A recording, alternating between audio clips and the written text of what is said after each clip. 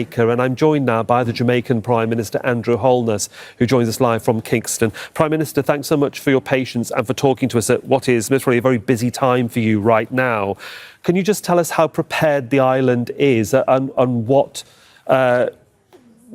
preparedness you're at the moment? So the government is at its highest level of alert and preparedness.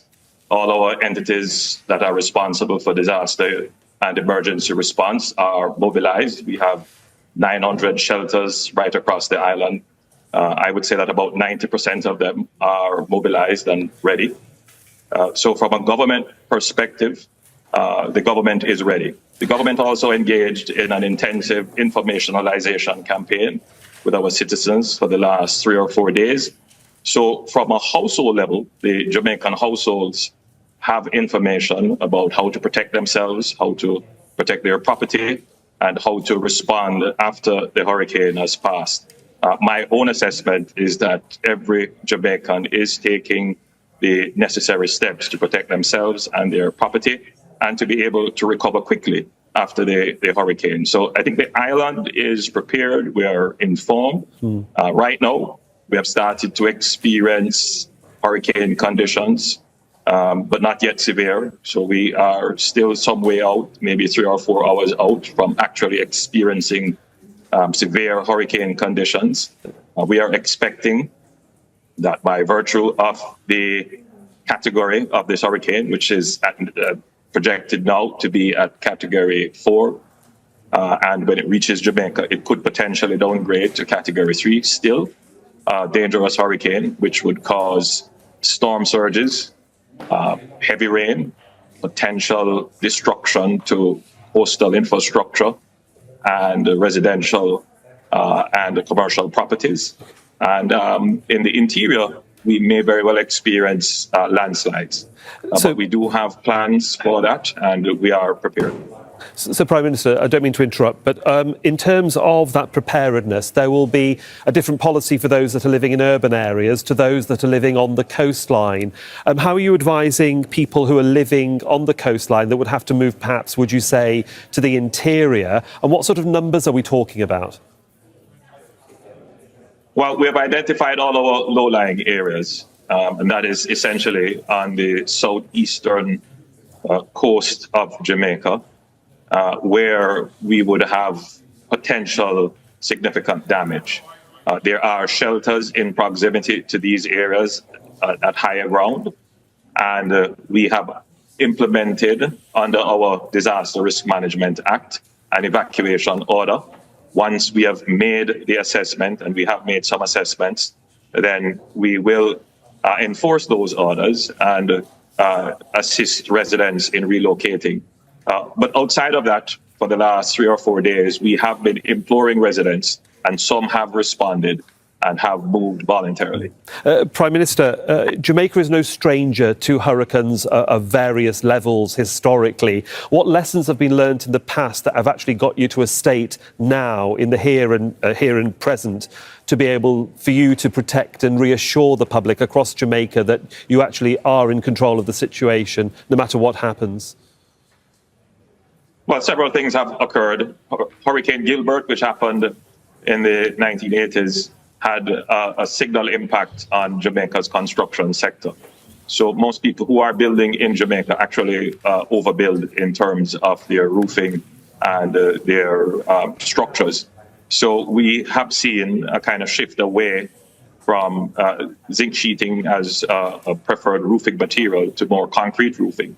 So, and in addition to that, where we do use that kind of roofing, we have put in place hurricane straps. So our building codes generally have improved as a result of those past hurricanes.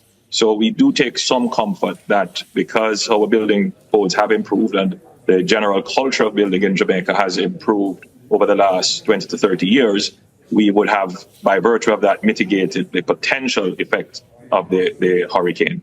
Technology in terms of satellite tracking, social media, all helps in getting the message across, as you are well aware.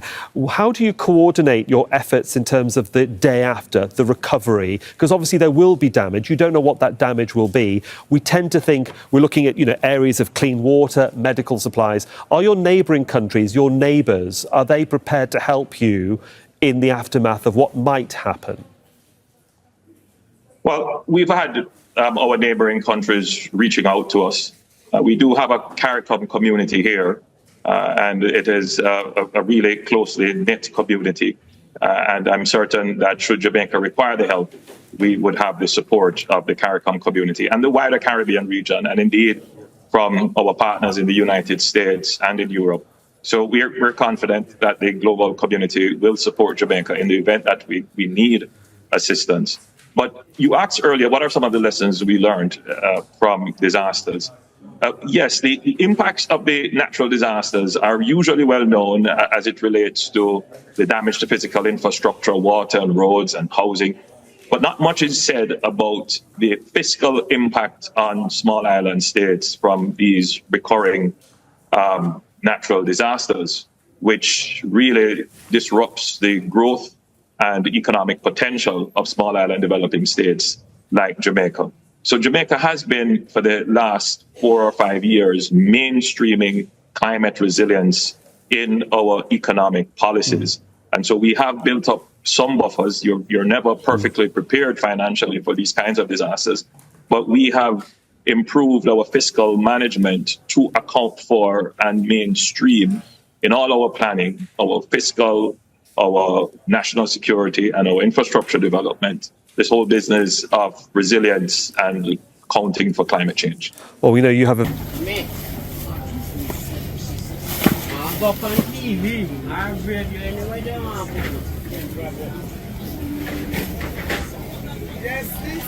If you're not going... I'm not afraid, I'm doing my business place with our work. I have to there so to secure my things them. Even though you have a Category 4 storm It not at really our doorstep? It not really matter me after there so. Because I have some my life set. I have some my money them. I not let my money. I have to watch my goods them. At the risk of your life? My life alright. God not to come. So here's what's happening in Portland as we speak. This is area on the shorelines, and as we know, anything close to the shoreline should be evacuating as we speak. Unfortunately, Jamaicans like to linger until last minute, but hopefully nobody gets hurt and everybody tries to stay as safe as possible. The government has also imposed a curfew, so nobody should be outside.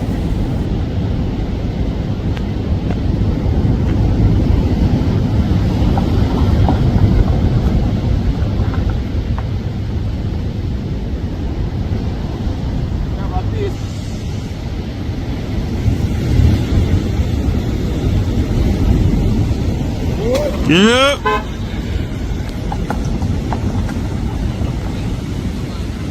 Man, the whole of the place flooded, all water catch on my waistline in the house there, so but if you ice up there's something them high in the air, if you know drown, some of the furniture, everything in the place smash up. The floodwaters that we're seeing now is from the rains that occurred this morning. We're expecting to have more showers as the day progresses. Are you guys, how concerned are you about that, I should ask? Well concerned about it. And we have to tell you years it are going with way over here, so nobody no can assist we and look after it and help it. Everything where we have furniture, everything mash up, bed, TV, all and something they mash up. Do you have any plans currently to evacuate if you need to? No, not really right now. We can't run and left the house, you know. I probably have to turn your back and left your yard empty. Criminal will go in and take over. You've told me that even if weather conditions deteriorate and get really bad, you're not running away from your house. Tell me why. I'm not running away from my house because I want my house to get better. I want them to see that my house is flooding. Who you want to see that your house is flooded?